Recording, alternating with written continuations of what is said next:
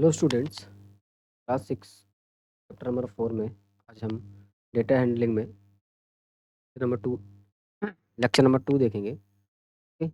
इस lecture number 2 में हम देखेंगे, अब तक हमने पिक्टोग्राफ के माध्यम से देखा कि पिक्चर्स के माध्यम से हम कैसे डेटा को जो है रिप्रेजेंट करते थे। अब तक हमने क्या देखा कि पिक्चर्स के माध्यम से डेटा को कैसे रिप्रेजेंट करते थे। ठीक है। जब डेटा आपके पास छोटा होता है, ज़्यादा इनफ नहीं होता है, तब आप पिक्चर के माध्यम से डेटा को बड़ी आसानी से क्या कर सकते हैं, रिप्रेजेंट कर सकते हैं। लेकिन हमने ये भी नोटिस किया कि एक ही स्केल यूज़ कर रहे थे, एक स्टूडेंट के लिए और 5 स्टूडेंट के लिए, ठीक है? इससे क्या हो रहा था, कन्फ्यूजन पैदा हो रही थी, ठीक है?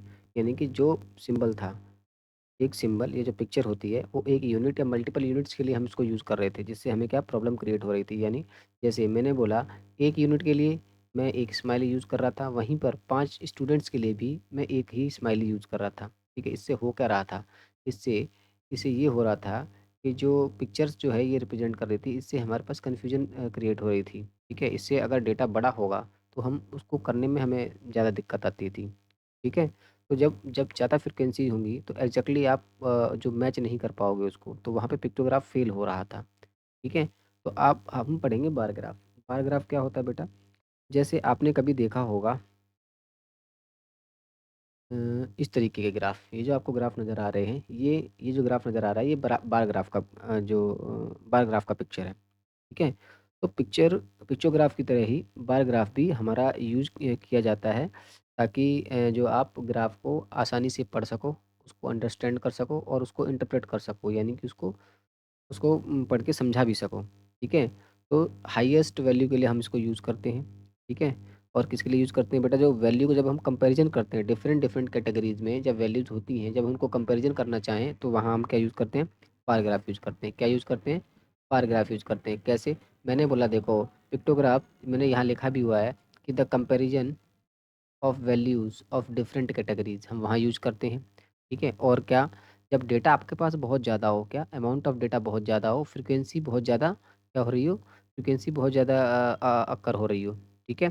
ठीक, अगर हम पिक्टोग्राफ को यूज़ करेंगे बहुत बड़े डेटा के साथ, वो बहुत ज़्यादा टाइम कंज्यूम होगा और बहुत डिफ़िकल्टी भी हो जाएगा। सो इस कंडीशंस के लिए हम हमेशा क्या यूज़ करते हैं? बार ग्राफ यूज़ करते हैं। क्या यूज़ करते हैं? बार ग्राफ यूज़ करते हैं। जैसे आप देखो, ये एक एग्ज़ाम्पल से हम देखते हैं। मान लीजिए, मैं मान लेता हूँ कि एक डेटा जो है, एक लखनपाल स्टूडेंट है, उसने एक डेटा कलेक्ट किया। क्या डेटा कलेक्ट किया कि भाई कितने नंबर ऑफ़ स्टूडेंट्स प्रत्येक क्लास में एब्सेंट थे। ये मेरी क्लास है, ये नंबर ऑफ़ स्टूडेंट्स हैं, ठीक है? ये मेरी जो क्लास मैंने इसमें लिखा हुआ क्लास है, और ये मेरी नंबर ऑफ़ स्टूडेंट्स हैं। ये मेरी क्लास है, ये मेरे नंबर ऑफ़ स्टूडेंट्स हैं। ये फर्स्ट क्लास के स्टूडेंट्स 3 एब्सेंट्स थे, ठीक है? ये एब्सेंट्स की लिस्ट है, किसकी? एब्सेंट की। यानी इतने बच्चे एब्सेंट हैं, ठीक है, फर्स्ट क्लास में। उसी प्रकार से सेकंड क्लास में 5 बच्चे एब्सेंट हैं, थर्ड क्लास में 4 बच्चे एब्सेंट हैं, फोर्थ क्लास में 2 और फिफ्थ में 1 भी बच्चा एब्सेंट नहीं है, यानी कि सारे इसमें प्रेज़ेंट हैं। इसी प्रकार से सिक्स्थ क्लास में हमने देखा 1 बच्चा एब्सेंट है और सेवंथ में 5 और एट्थ में लास्टली हमने पिक्चोग्राफ में देखा था, तो इसको हम डिफ़िकल्ट हो रहा था, इसको हम रिप्रेज़ेंट करने में पिक्चर्स के माध्यम से, क्योंकि अगर हम एक स्माइली को 1 यूनिट ले रहे थे, तो हम उसके लिए 5 बनानी पड़ती थी। 5 को ले रहे हैं एक 1 यूनिट की तरह, तो हम 1 को कैसे रिप्रेज़ेंट करेंगे, 2 को कैसे रिप्रेज़ेंट करेंगे? तो ये हमारे पास डिफ़िकल्ट टास्क हो रहा था और टाइम भी ज़्यादा कंज़्यूम कर रहा था। बार-बार हमें ज़्यादा स्माइली बनानी पड़ रही थी। लेकिन बेटा, बार ग्राफ में क्या होता है? बार ग्राफ में अगर हम इसी डेटा को रिप्रेज़ेंट करें, तो हम ये नोटिस कर पा रहे हैं कि ये डेटा बहुत ही आसानी से हम रीड कर पाएँगे। जैसे बार ग्राफ में एक चीज़ आपने याद रखनी है, क्या याद रखनी है बेटा? कि ये जो स्पेस होता है हॉरिजॉन्टल लाइन्स का, बेटा हॉरिजॉन्टल लाइन्स का, ये जो आपको हॉरिजॉन्टल लाइन नज़र आ रही हैं, ठीक है? इनका स्पेस हमेशा सेम रहेगा, ठीक है? इसका स्पेस हमेशा कैसा रहेगा? सेम रहेगा, ओके? दूसरी चीज़ याद रखनी है कि एक यूनिट को एक स्टूडेंट के बराबर मान के चलना है, यानी एक यूनिट लेंथ को एक स्टूडेंट के बराबर मान के चलना है, ठीक है? किसके? एक स्टूडेंट बराबर मान के चलना है। जैसे 0 से 1 जाते हैं तो ये 1 स्टूडेंट है, 0 से फिर 0 से 2 जाते हैं 2 स्टूडेंट हैं, 3, 4 ये नंबर ऑफ स्टूडेंट हैं। इधर हमने क्लास लिखी कि first class, second class, fifth class कितने बच्चे स्टूडेंट हैं। जितने बच्चे एब्सेंट होंगे, उसका बायोग्राफ उतने ही जो है नंबर ऑफ स्टूडेंट पे जाके टच करेगा, ठीक है? जैसे ये क्लास फर्स्ट है, देखो ये क्लास फर्स्ट है, नंबर ऑफ स्टूडेंट 3 हैं, तो इसको रिप्रेजेंट करना आसानी से हो गया। हम देखेंगे इसमें बेटा, इसको बनाने से पहले हमने क्या देखा कि इसमें इस बार ग्राफ को बनाने से पहले हमने देखा कि सबसे मैक्सिमम नंबर ऑफ स्टूडेंट कितने एब्सेंट है, हमने देखा 7, ठीक है? और लीस्ट कितने हैं? लीस्ट 1 है। लीस्ट कितना है? 1 है। और लीस्ट कितना है? 1 है, यानी एक बच्चा एब्सेंट है और एक भी नहीं है, 0। तो हम 0 से वैल्यू को स्टार्ट करेंगे और 1 से 8 तक लेके जाएँगे। कहाँ तक? 8 तक लेके जाएँगे, ताकि हमारा बार ग्राफ अच्छा बने। ठीक है? एक यूनिट ऊपर लेके जाएँगे। तो हम यहाँ क्या देख पा रहे हैं? ठीक है? हम जब भी बार ग्राफ बनाते हैं तो एक चीज़ और याद रखनी है कि जो होते हैं, बार होते हैं, वो यूनिफ़ॉर्म विड्थ के होते हैं। इनकी जो चौड़ाई होती है बेटा, ठीक है? इनकी चौड़ाई कैसी होती है? यूनिफ़ॉर्म विड्थ की होती है। कैसी होती है बेटा? यूनिफ़ॉर्म विड्थ की होती है। ओके? कैसी होती है बेटा? यूनिफ़ॉर्म विड्थ की होती है। और क्या आपने याद रखना है? और ये भी याद रखनी है कि जो इनकी लेंथ होती है या फिर जो हाइट होती है, प्रत्येक बार ग्राफ की जो है ये लेंथ और हाइट, ठीक है, डिफरेंट हो सकती है। ठीक है? लेंथ या जिसको हम हाइट कहते हैं, वो डिफरेंट हो सकती है और इनकी विड्थ हमेशा सेम रखनी होगी आपको। ठीक? और हमने ये देखा, और क्या याद रखना है? बस इतना ही आपने याद रखना है। आपने बस इतना ही याद रखना है। ठीक है? और क्या, देखो देखो इसमें आपसे क्या सवाल पूछे गए? सवाल आपसे इसने पूछे गए कि क्लास सेकंड में, देखो क्लास सेकंड में कितने बच्चे क्लास सेकंड में कितने बच्चे अब्सेंट हैं? ठीक है? देखो ये है क्लास सेकंड।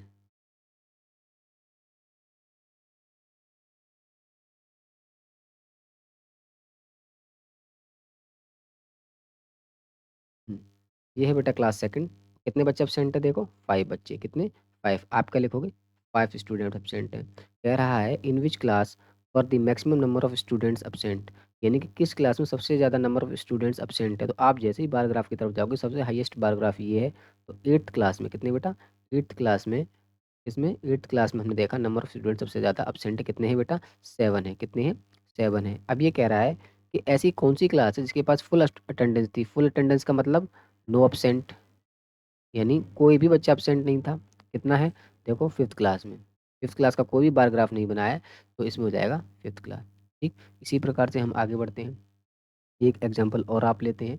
जैसे मान लीजिए कि जो है आपने जब आप देखो,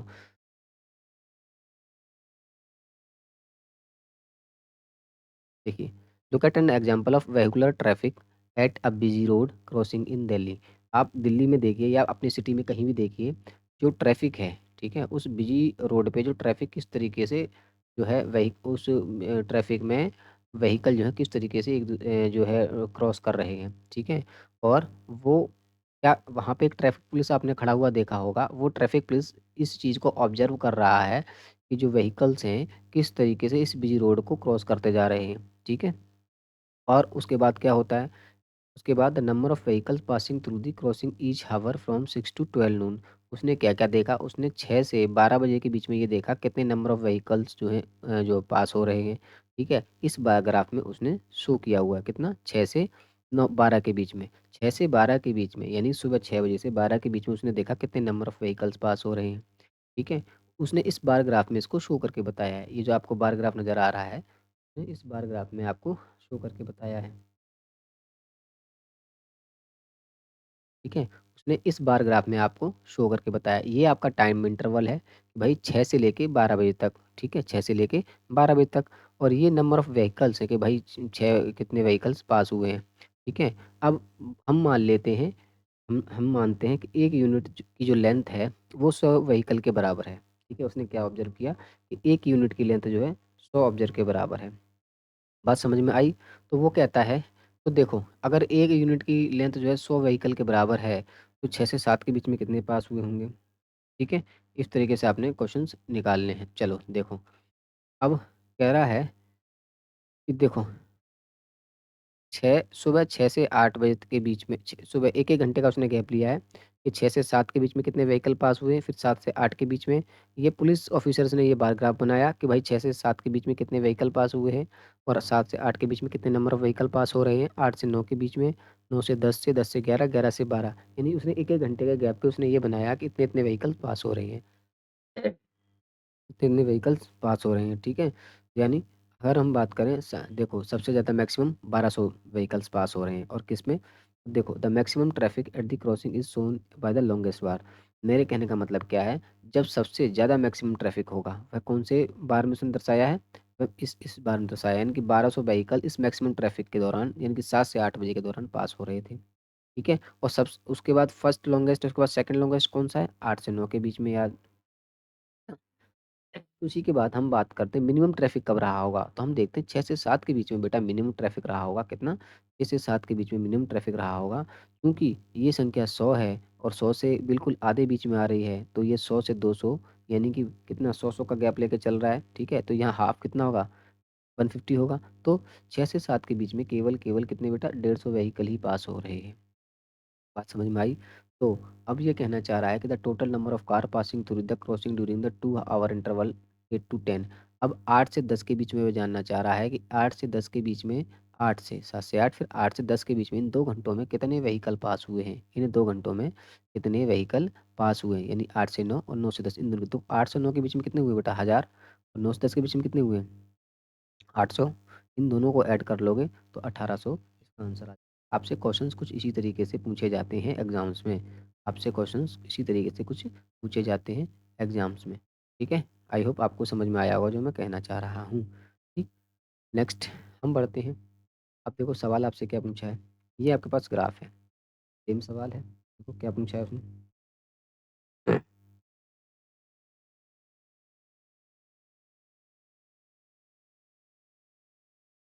कहता है कि how many total car passes through the crossing between 6 AM and noon. ठीक है, कहता है कि सुबह 6 बजे, कितने, सुबह 6 बजे और दोपहर किस समय, सुबह 6 बजे, how many total car passes through the crossing between 6 AM and noon. सुबह 6 बजे और दोपहर 12 बजे कितने व्हीकल पास हो रहे हैं। देखो सिंपल सा है, इसमें कुछ नहीं करना है आपने, सिंपल सा है, इसमें कुछ नहीं करना है। देखो सुबह 6 बजे कितने व्हीकल पास हो रहे थे 6 से 7 के बीच में 150, और 12 बजे कितने पास हो रहे हैं बेटा, 12 बजे आप निकालो, देखो आप इसको नीचे लेके जाओगे कितने, 600 व्हीकल पास हो रहे हैं, कितने, 600, तो कितना, 150 प्लस 600 व्हीकल पास हो रहे हैं, और कितने हो जाएंगे, 250 व्हीकल पास हो रहे थे। ठीक है, अब ये कहता है कि why do you think so little traffic occur during the hour of 6 to 7 AM as compare to other hour 7 AM या नून। बेटा इसका सिंपल सा आंसर है कि भाई हो सकता है उस टाइम पे, यानी कि 6 से 7 के बीच में कोई व्हीकल रोड पे नहीं आ रहा होगा, वह ऑफिस का टाइम नहीं होगा। 7 बजे के बाद ऑफिस का टाइम स्टार्ट हो जाता है तो लोग सड़कों पर निकलना स्टार्ट कर देते हैं। ठीक है, आगे सवाल कहता है कि what do you think the traffic was heaviest between 7 to 8 AM। आप क्या सोचते हो 7 से 8 के बीच में क्यों रहा होगा, क्योंकि भाई सिंपल सी बात है, उस समय ऑफिस का टाइम होगा तो लोग गाड़ियाँ लेके अपने रोड पर निकलते हैं, अपनी गाड़ी से ट्रैवल करते हैं। ठीक है, उसके बाद कहता है what do you think the traffic was lesser and lesser each hour after AM। 8 बजे के बाद ट्रैफिक जो है कम क्यों होता जा रहा है, सिंपल सी बात है बेटा, सभी अपने ऑफिस को चले गए। ठीक है, तो जो जरूरी ही लोग हैं वही रोडों पर निकल रहे हैं अपनी व्हीकल्स को लेके, तो इसलिए इस तरीके का काम हो सकता है, या आपके एरिया में और कोई भी वजह हो सकती है। ठीक है, आई होप आपको समझ में आया होगा। एक क्वेश्चन और ले लेते हैं, एक एग्जांपल और लेके चलते हैं, देखिए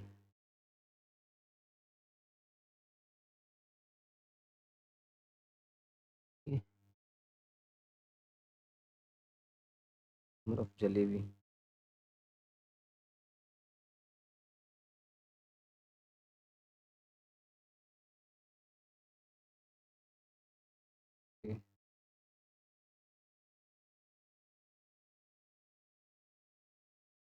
ठीक है, नंबर ऑफ जलेबी। हम्म, ठीक है बेटा, आगे हम बढ़ते हैं, देखते हैं क्या होता है बेटा। देखो अगर आपसे ये बोलता है कि बार ग्राफ कैसे बनाया जाता है, तो देखो ये मिठाई है और ये नंबर ऑफ स्टूडेंट्स है। मैंने प्रीवियस क्लास में बताया था, एक टीचर ने, आपके टीचर का बर्थडे है या नया साल है कुछ भी है, उसने कहा कि मैं मिठाइयाँ बांटूंगा, तो उसने स्टूडेंट्स को बोर्ड पे बुलाया और टेली मार्क के थ्रू उसने बोला कितने नंबर ऑफ स्टूडेंट्स जो हैं जलेबी पसंद करते हैं, गुलाब जामुन इतने पसंद करते हैं। इसको कैसे बायोग्राफ में दर्शाया, देखो कैसे दर्शाया। देखो फर्स्टली आपने करना है क्या इस केसेस में, बायोग्राफ बनाने से पहले आपने क्या करना है, देखो जब आप बायोग्राफ प्रिपेयर कर रहे हो तो सबसे पहले आप एक हॉरिजॉन्टल और वर्टिकल लाइन आप बनाएंगे, क्या बनाएंगे, हॉरिजॉन्टल और वर्टिकल लाइन बनाएंगे। ठीक है, उनका नाम सेपरेटली रखेंगे। ठीक, पैराग्राफ बनाएंगे तो क्या आप करेंगे, ये बनाई आपने हॉरिजॉन्टल लाइन, ठीक है? और ये है वर्टिकल लाइन्स, ठीक है? ये है वर्टिकल लाइन्स, ठीक? अब आपने क्या करना है, आपने एक स्केल चूज़ करना है, ठीक है? तो देखो यहाँ पे आपने क्या रखना है, शीट्स को रखना है, और यहाँ पे आपने क्या रखना है, नंबर ऑफ़ स्टूडेंट्स को रखना है, ठीक है? कैसे बनाया? देखो, सबसे पहले आपने क्या करना है, वर्टिकल लाइन बनानी है, हॉरिजॉन्टल लाइन बनानी है, ठीक है? और हमने प्रत्येक शीट्स का नाम लिखना है। देखो बार ग्राफ बनता कैसे है, क्वेश्चन है, ड्राइंग ए बार ग्राफ को बनाने का तरीका क्या है? सबसे पहले आप टेबल बनाओगे। फर्स्ट क्या बनाओगे? मेक टेबल, ठीक है? सबसे पहले आपने क्या बनाना है? टेबल बनाना है, ठीक है? क्या बनाया? देखो, आपने ये हॉरिजॉन्टल और कुछ वर्टिकल लाइन बनाई अपने अकॉर्डिंग, जो क्वेश्चन के अकॉर्डिंग आपने, ठीक है? उसके बाद आपने क्या करना है? आपने प्रत्येक मिठाई का नाम किसमें रखना है? कॉलम में रखना है। किसमें रखना है? कॉलम में। प्रत्येक मिठाई का नाम आपने इक्वल स्पेस में रखना है। उसके बाद क्या करना है? ठीक है? उसके बाद क्या करना है? उसके दूसरे कॉलम में नंबर ऑफ स्टूडेंट्स रखने हैं, दूसरे कॉलम में नंबर ऑफ स्टूडेंट्स रखने हैं, ठीक? अच्छा, दूसरी बात, अब आप इनको रीड करेंगे। अब आप इनके माध्यम से, नंबर ऑफ स्टूडेंट्स के माध्यम से, ठीक है? इनको हम फ्रीक्वेंसी भी कहते हैं, ठीक है? इनके माध्यम से आप इसमें सबसे पहले हाईएस्ट वैल्यू देखोगे, क्या है? आपकी 13 है, ठीक है? इसमें हाईएस्ट वैल्यू आपकी 13 है। अब आपने क्या करना है? स्केल को चूज़ करना है, स्केल को चूज़ करना है। कैसे चूज़ करेंगे बेटा? दूसरा आपने क्या करना है? चूज़ स्केल, बार ग्राफ बनाने से पहले, ठीक है? आपने क्या करना है? स्केल चूज़ करना है। क्यों चूज़ करना है? ताकि आप इस बार ग्राफ को ईज़िली बना पाएँ, ठीक है? और कैसे चूज़ करना है? आपने क्या करना है? यूनिट एक लेंथ लेनी है, ठीक है? ठीक है? आपने एक यूनिट लेंथ लेनी है, वह कम से कम यूनिट लेनी है, जो इस आपके नंबर ऑफ स्टूडेंट में आपको नज़र आ रही है। देखो सबसे कम क्या है? 6, 3, सबसे कम क्या है? 3। तो मुझे ये पता लग गया, और सबसे कम 3 है और सबसे ज़्यादा 13 है। तो देखो मैं शुरू कहाँ से करूँ? अगर मैं काउंटिंग, देखो काउंटिंग 13 तक है, अगर मैं काउंटिंग 2 से करता हूँ तो 2, 3, है ना? 4, 5, ये सही नहीं है, एक-एक के गैप पे, या फिर मैं 2 के गैप पे करूँ, 2 से करूँ, 4 से करूँ, 6 से करूँ, तो मेरा 3 छूट जाएगा, ठीक है ना? तो मैं क्या करता हूँ, अगर मैं 3 से करता हूँ, 3 करता हूँ, 5 करता हूँ, या 4 करता हूँ, ठीक है? तो ये भी सही नहीं है, है ना? तो मैं क्या करूँगा बेटा, इसको हमेशा 0 से लूँगा। किससे लूँगा? 0 से लूँगा। तो मैं क्या करूँगा कि 1 यूनिट लेंथ को मैं बराबर कर दूँगा 1 यूनिट स्टूडेंट को, ठीक है? यानी कि 1 यूनिट बराबर होगी 1 स्टूडेंट के,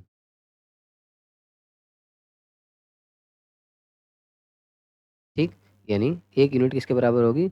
1 स्टूडेंट के बराबर होगी, ठीक है? अब आपने क्या करना है? अब सीधा-सीधा आपने बनाते हुए चल देना है बार ग्राफ। कैसे बनाते हुए चल देना है बार ग्राफ? ठीक है, देखो, आपने ये यूनिट ले ली, 0, 1, 1 यूनिट 1 स्टूडेंट, 2 यूनिट 2 को दर्शा रहा है, 3, 3 को, 4, 4 को, 5, 5 को, 6, 6 को, 7, 7 को, 8, 8 को, 9, 9 को, ठीक है? उसके बाद आपने क्या करना है? मिठाइयाँ लेनी है। मिठाइयाँ आपने यहाँ रखनी है एक्स एक्सिस पे, ठीक है? इसे कहते हैं वाई एक्सिस। देखो 2 एक्सिस होती हैं, ये होती है एक्स एक्सिस और ये होती है वाई एक्सिस। तो वाई एक्सिस पे हमने नंबर ऑफ स्टूडेंट्स रखा, ठीक है? और एक्स एक्सिस हमने स्वीट्स रखी। तो जलेबी का हमने इस तरीके से बार ग्राफ के माध्यम से रिप्रेजेंट करना स्टार्ट कर दिया, ठीक है? तो हम आपको समझ में आया होगा किस तरीके से क्वेश्चंस हो रहे हैं।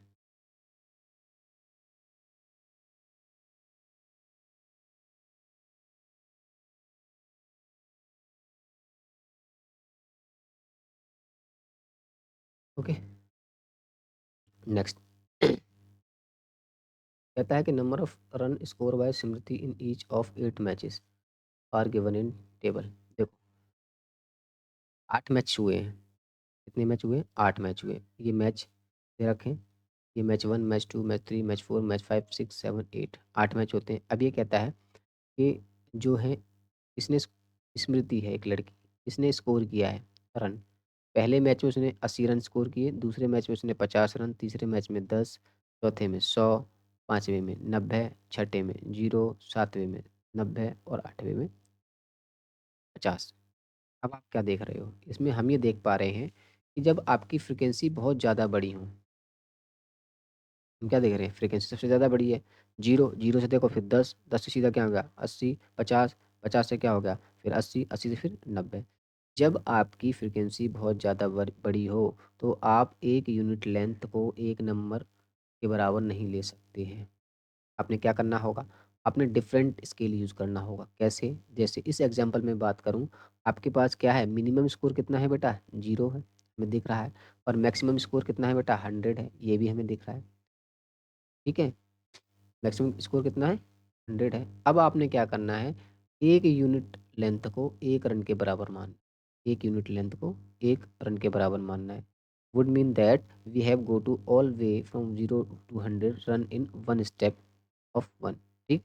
जो कि बहुत ज़्यादा थकाऊ होगा। अगर आप 1 यूनिट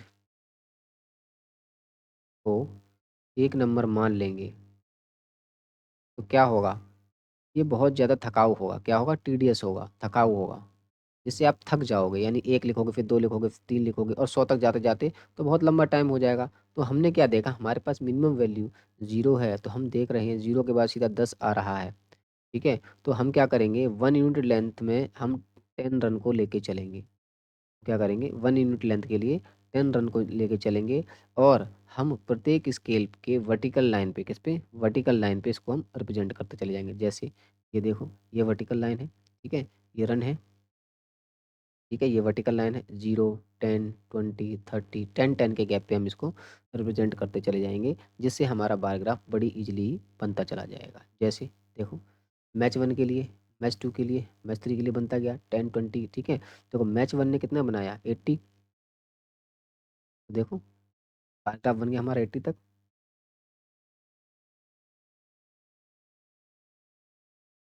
बार ग्राफ बन गया 80 तक। और मैच 2 देखो, 50। मैच 2 में कितने बनाए? 50 बनाए। मैच 2 में कितने बनाए? 50। ठीक है? मैच 2 में 50 बनाए, ठीक है? तो बार ग्राफ कितना बन गया? बार ग्राफ में देखो कितना बन गया? मैच 2 में 50 बनाए, देखो 50, ठीक है? तो 10, 10 के गैप पे हम चलेंगे, यानी कि हमने क्या बोला? हमने बोला कि 1 यूनिट को कितना लेना है आपने? 10 लेना है। कितना लेना है? 10 लेना है। 1 यूनिट लेंथ कितनी लेनी है? 10 लेनी है। यहाँ पर क्या है देखो, 1 यूनिट लेंथ हम किसके कितने के बराबर लेंगे? 10 नंबर के बराबर लेंगे। ठीक है? फिर 10, 10 ऐड होता चला जाएगा, है ना? यहाँ 10, फिर इसमें 10 ऐड किया, 20 हो गया, यहाँ 10 ऐड किया, 30 हो गया, यहाँ 10, 40, इस प्रकार से 100 तक हम जाएँगे। आई होप आपको समझ में आ रहा होगा। नेक्स्ट देख लो आप। कहता है कि आपको टेबल दी हुई है, ये टेबल दी हुई है, ये आइटम्स हैं आपके पास ये एक्सपेंडिचर है, आपका खर्चा है। आपके घर का खर्चा 3000 हो रहा है, खाने पर खर्चा 3400 हो रहा है, एजुकेशन पे खर्चा 800 हो रहा है, बिजली पर आपका 400 हो रहा है, ट्रांसपोर्ट पर आपको 600 हो रहा है, मिसलेनियस मिसलेनियस। ठीक है? आपको समझ में आ रहा होगा कैसे? ठीक है? हम आगे बढ़ते हैं। अब आपका खर्चा इतना हो रहा है। देखो क्या बोल रहा है, ये इमरान की फैमिली है। क्या है बेटा? इमरान फैमिली। ठीक है? एक आपका परिवार है या इमरान का कोई परिवार है, ठीक है? इसकी इमरान की फैमिली का ये खर्चा है वेरियस आइटम पर। ठीक? अब क्या होता है? Calculate the height of bar for various item. ठीक है? कैसे हम निकालेंगे? अगर हम जो है, अगर हम इसको बार ग्राफ में दर्शाना चाहें तो कैसे दर्शाएँगे? देखो वैल्यू काफ़ी बड़ी है। इन वैल्यू को अगर आप बार ग्राफ में दर्शाने जाएँगे तो काफ़ी लंबा टाइम ले लेगा। तो कैसे आप शो करेंगे? क्या तरीका है शो करने का? देखो, याद रखना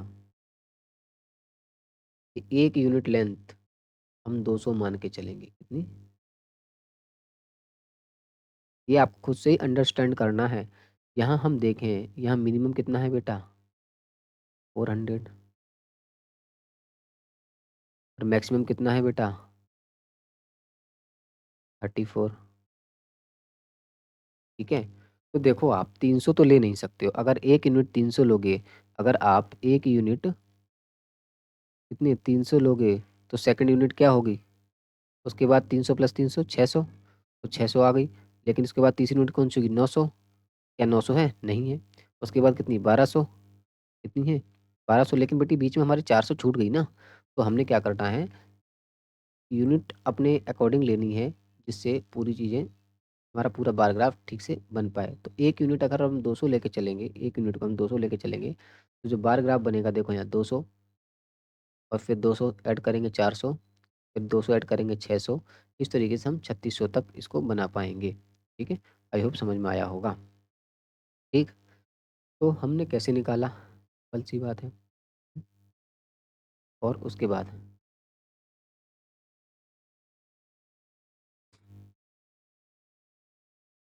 ठीक है? ये खर्चा है, और इसको आप बार ग्राफ में ऐसे दर्शा देंगे। ठीक है? अब ये बोल रहा है कि अब आप यहाँ से इन क्वेश्चंस का आंसर बड़ी आसानी से निकाल लोगे कि on which item does Imran family spend the most and second most. ठीक है? On which item Imran's family spend the most and the second most. सबसे ज़्यादा खर्चा कहाँ हो रहा है? दूसरे नंबर पे खर्चा कहाँ हो रहा है? देखो, सबसे ज़्यादा खर्चा हो रहा है उसका फूड पे, और दूसरे नंबर पे खर्चा हो रहा है हाउस रेंट पे। इस पे हो रहा है फूड पे और हाउस रेंट पे। ठीक है? Is the cost of electricity about one half the cost of education. देखो, एजुकेशन की कॉस्ट कौन सी है? एजुकेशन की कॉस्ट क्या है? एजुकेशन की कॉस्ट देखो 800 है, कह रहा है, और इलेक्ट्रिसिटी की कॉस्ट क्या है? 400 है। सवाल में क्या बोला है? सवाल में बोला है कि क्या इलेक्ट्रिसिटी की कॉस्ट लगभग आधी है एजुकेशन की कॉस्ट की? बिल्कुल। अगर 800 को मैं आधा करूँ तो कितना आएगा? 400। इसका आंसर क्या हो जाएगा? यस, आधा है, बिल्कुल आधा है। Is the cost of education less than 1/4 of cost of food. देखो, थर्ड, एजुकेशन की कॉस्ट कितनी थी मेरे पास? 800, और फूड की कॉस्ट कितनी थी मेरे पास? 3400। ठीक है? ये है मेरे पास फूड, ये है 3400। ठीक है? तो इसकी कॉस्ट कह रहा है कि is the cost of education less than 1/4 of cost of food. अगर इस कॉस्ट की, फूड की कॉस्ट में 1/4 निकाल दूँ, तो कैसे हो जाएगा? हैं, बताओ? रट्ठो 32, 2, 4 पंजे 20, 850 आएगा इसका। ठीक है? इसका 1/4 निकालता हूँ। कह रहा है कि is the cost of education less than 1/4 of cost of food. बिल्कुल बेटा, एजुकेशन की कॉस्ट जो है 1/4 भोजन, अगर भोजन की कॉस्ट को 1/4 कर दें तो 850 आ रहा है, तो बेटा ये कम ही तो है। तो क्या हो जाएगा? यस। आंसर आ जाएगा यस। अभी आंसर आ जाएगा यस। ठीक है? तो बार ग्राफ बनाना कैसे है? कुछ नहीं करना है आपने, नीचे आपने आइटम्स लेने हैं और एक आपने स्केल तय कर लेना, उस स्केल के हिसाब से चीज़ें बनेंगी। ठीक है? तो हम बार ग्राफ को यहीं खत्म करते हैं। कैसे? देखो, ठीक है? तो हमने क्या देखा? Like pictograph, bar graph give a nice visual way to represent data. They represent data through equally space bars, each equal width. ठीक है? इक्वल विड्थ होगी, जहाँ पर उनकी लेंथ और हाइट, ठीक है, फ्रीक्वेंसी पर निर्भर करेगी, कैटेगरी पे। ठीक है? पहला, कि each category is represent by a bar. प्रत्येक कैटेगरी को हम बार से रिप्रेजेंट करेंगे, हमने रिप्रेजेंट किया। ठीक है? Where the length and height depict the corresponding frequencies, ठीक, और quantity. Bar has uniform space. Bar के पास हमें, मैंने बोला, जब जब भी आप बार ऐसे बनाओ तो इन दोनों के, इनके इन दोनों के अंदर स्पेस कैसा होना चाहिए? यूनिफॉर्म होना चाहिए, सेम होना चाहिए। Them to indicate they are free standing. ठीक है? और इक्वल कैटेगरीज के लिए रिप्रेजेंट होनी चाहिए। ठीक है? तो बार क्या करते हैं? डेटा को इंटरप्रेट करने में मदद करते हैं बहुत ज़्यादा तेज़ी से, एक फ्रीक्वेंसी टेबल की। ठीक है? आप बार ग्राफ को बड़ी आसानी से रीड कर लेते हो। ठीक है? आपने स्केल डिसाइड करना होगा। ठीक है? आपने स्केल क्या करना होगा? डिसाइड करना होगा, अपने अनुसार आपने स्केल डिसाइड करना होगा। आप 1 यूनिट लेंथ 1 स्टूडेंट के बराबर ले सकते हैं, या 1 यूनिट लेंथ को आप इसके ₹200 के बराबर ले सकते हैं। इसके ₹200 के बराबर ले सकते हैं। ठीक है? तो आपको स्केल डिसाइड करना होगा बार ग्राफ के लिए, किसके बेसिस पे? डेटा जो मिनिमम है और मैक्सिमम के बेसिस पे। यानी जब भी आपके पास डेटा मिनिमम होगा, मिनिमम आपने डेटा देखना है और मैक्सिमम डेटा देखना है। इन दोनों को देख के आपने क्या डिसाइड करना होगा? उसका यूनिट डिसाइड करना होगा। यूनिट लेंथ आपको डिसाइड करना होगा। ठीक है? जिससे बार ग्राफ का रिज़ल्ट जो है बहुत अच्छा निकल कर आए। ठीक? आई होप आपको समझ में आया होगा। तो आज की क्लास बार ग्राफ की हम यहीं रखते हैं। नेक्स्ट लेक्चर हम लेके आएँगे अगले क्लास में। Thank you.